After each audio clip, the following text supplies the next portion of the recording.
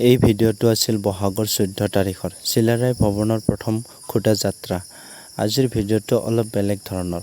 গাঁৱৰ সকলোৱে লগ লাগি বৰ্তমানলৈ চৰকাৰৰ সহায় নলোৱাকৈ কাম কৰি থকা হৈছে ভৱনটোৰ।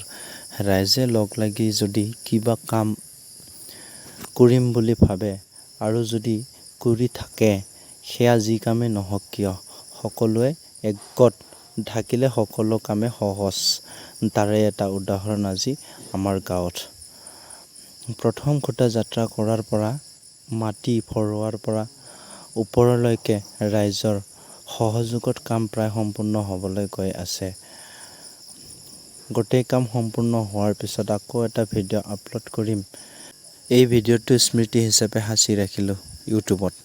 প্ৰথম দুদিনত তলৰ কামখিনি সম্পূৰ্ণ কৰি আকৌ এদিন লগ লাগি সকলো ৰাইজে মিলি মাটিবিলাক ভৰাই দিয়া হৈছে।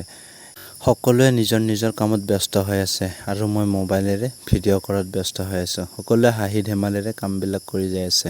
আৰু এতিয়া আপোনালোকক ওপৰৰ পৰা অলপ দেখুৱাই দিছোঁ। যিহেতু মই ওপৰত গাঁথনি কৰি আছিলোঁ, প্ৰায় গাঁথনি শেষ হোৱাৰ পিছত মোবাইলটোলৈ এনেদৰে দেখুৱাই দিছোঁ আপোনালোককো চাওক।